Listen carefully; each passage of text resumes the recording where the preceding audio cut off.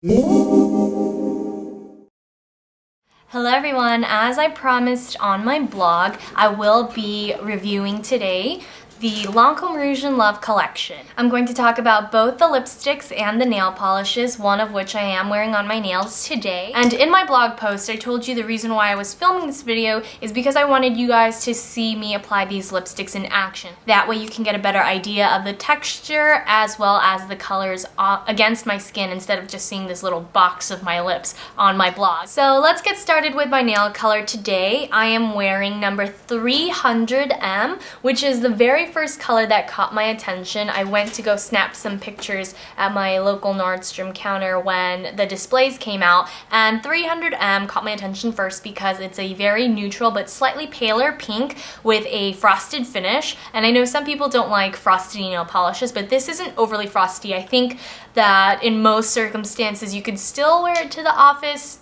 if it's not ultra conservative. I have also created a little color wheel today, and here is the Lancome color. The only color that I have that's similar in finish to 300M is Deborah Lippmann's I Dreamed You, but as you can see, I Dreamed You is much paler than Lancome 300M. Now the other color that I purchased is 407N, which was used on the runway this fashion week in New York, and it is a gorgeous gray.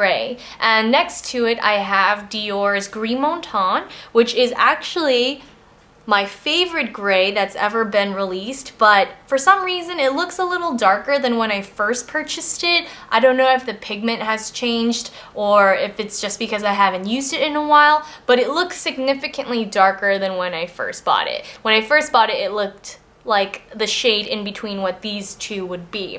So right now my holy grail gray nail polish is this color, 407N, and for $15 I think I will go back and purchase a backup because I love the brush. These Lancome Vernis and Love nail polishes, however, have not only a rounded tip, but a flat brush head that's very thin, so it spreads out perfectly against my nails, as you can see. I'm not going to actually paint on top of my nails, but when I paint my nails with this polish, I just take one stroke flat against my nail, and the brush fans out to cover my entire nail bed. With other nail polishes, even with Deborah Lippmann's, I still have to polish the center and then smooth out the color on the sides with whatever's left over on the brush, and then I repeat that for the second coat. With this, it's so simple. If you're in a rush, this is the perfect nail polish because all of the colors are perfect in 2 coats, at least what I've tried, and they actually do dry fairly quickly. And these are actually mini sizes, by the way. I have several Lancome full-size nail polishes and they're much chunkier than this, so that's why these are great for traveling with. If you get chips, and I absolutely abhor chips, I can just take it around with me, toss it in my purse or my travel bag, and touch it up as I go along. There are lots of great basic shades, but just these two were my top picks. And before I get on to the lipsticks, I did want to talk about Lancome's reformulated Teint Idole Ultra, and this is their new 24-hour foundation with SPF 15. It's what I'm wearing on my skin today, and I think I have found my new holy grail everyday liquid foundation. I know a lot of you guys want to see my holy grail liquid foundations video, but that video will be uploaded sometime next month in mid-March or so. So look for that then, but I've only used this twice and I have to say I love it. Lancome really knocked it out of the park with this foundation, and as much as I love Teint Miracle, it's a little too greasy on my combination skin. I prefer a more matte finish, and this is medium to full coverage. Excellent for those of you who want to cover hyperpigmentation or deep hyperpigmentation with acne scars. I'm currently using shade 250 Bisque, and the shade is probably the most perfect match I've ever been able to find in a foundation. Also, the best part about this foundation is that it's transfer free. Now, the important part about transfer free is that if you touch your face a lot, or if you hug people or kiss people, you don't want your foundation being left on white shirts or sweaters or on your hands and then you wipe your clothes, you know? So transfer resistant is very important to me, so this is one foundation that I can imagine using all year round. Anyway, now that I've given you a sneak peek into my Holy Grail Liquid Foundations video, let's get on with the lipsticks. I'm going to start with my first two picks. These are my favorite of the entire range. Here we go. I'm sure you guys are not surprised that my top two picks are Coral and a nudie pink.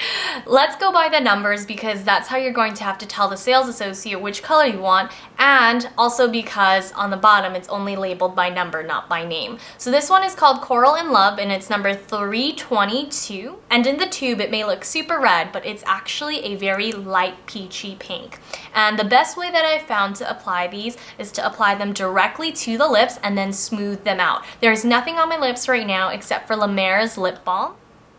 And now I'm going to directly apply the lipstick.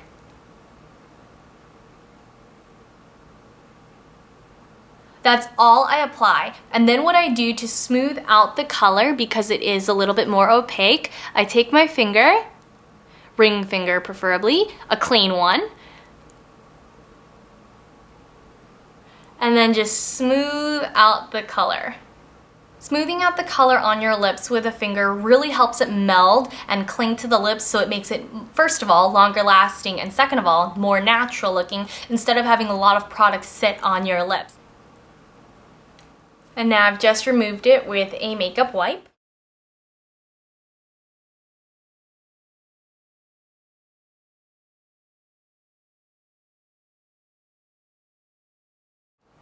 And after patting my lip dry, I'm going to put on number 307. And I forget what this one is called, but it's a nudie pink. All the information is posted down in the linked blog post, which is always there. It always lists whatever products that I've used in the video and whatever is on my face right now. So please refer to that.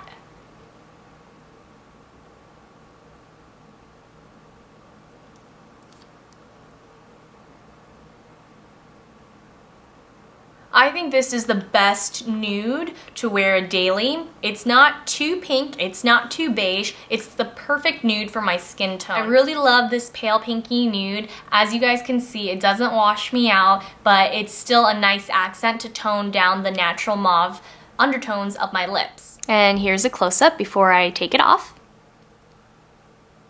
Now for the one lipstick that I didn't think that I would actually like. This is 217, and this is more of a mauve-y nude with a slight brown lean, and it's more frosty than any of the other lipsticks.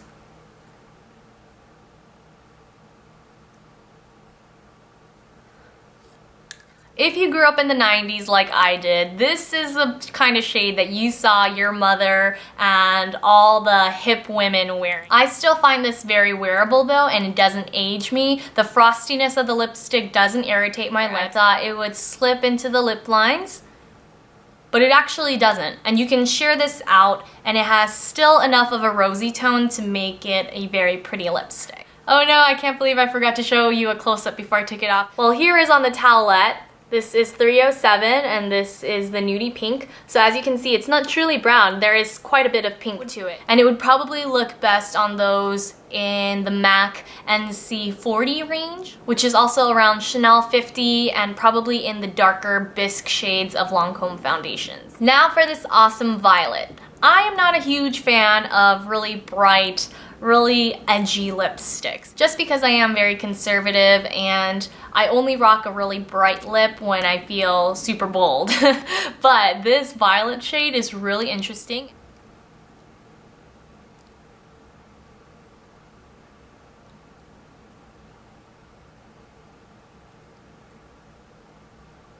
Now, the other shades, I can just swipe and go because it's not a big deal, especially since I rub it in with my finger. With this violet shade, however, I highly recommend lip liner and definitely a mirror. The reason why I say that is because when you wear a dark lip like this and you're relatively fair, it really makes a difference because you want the lip to look polished. I'm going to skip the lip liner, but I will use a mirror and make sure my lips are really well filled in.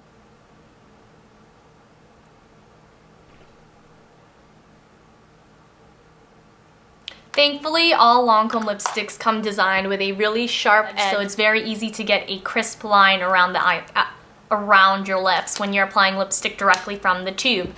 So now, don't be scared. Here is the full lip. I'm not going to pat this one in because Violette Coquette, number 381 here, is pretty sheer. This one, I did have to build up a little bit. The other colors, I used 1 or 2 swipes. With this one, I used 3 or 4. But here is the color up close. I do think I would wear this out though. Definitely an unexpected love right here. Now that my lips are free of lip color, I'm going to apply the next shade, which I did chip because I wasn't being careful. This is 230, and I believe this one is called Rose Rendezvous. And this is more of a brick red.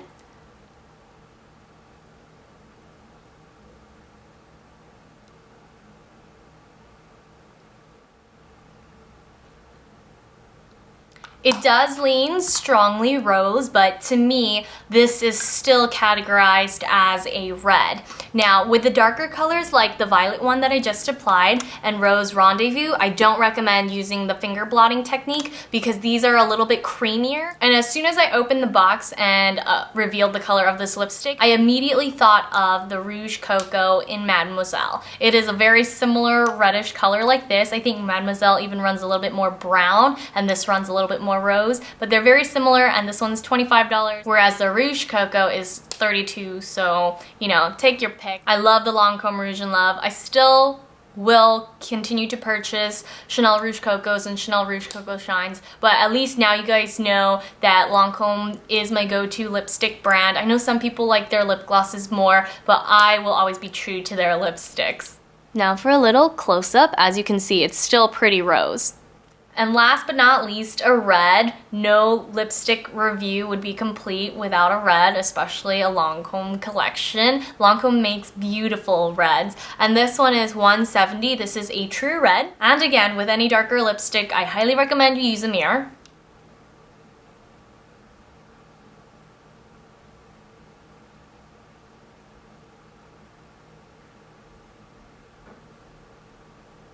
And this is officially my favorite red from Lancome. I don't think there is any other red that is more expensive, that's more beautiful than this. For $25, you are getting a truly pigmented red lipstick that's very glossy in finish, super creamy. This one does glide the easiest of all of the lipsticks that I have shown today, and it's so beautiful. It doesn't even need a gloss on top. It is phenomenal. It makes my teeth look whiter, it makes my skin look fairer. I just love these lipsticks. They do wear well. They're supposed to wear for at least 6 hours, and I definitely get at least that much from colors like this. Since reds do tend to stain the lips, I get even longer wear even after the main color on my lips fades. Also, I think it's very important to note that the color doesn't dry out my lips as the lipstick continues to wear throughout the day. Sometimes lipsticks look really glossy and are very moisturizing at first, but they tend to make your lips crack and peel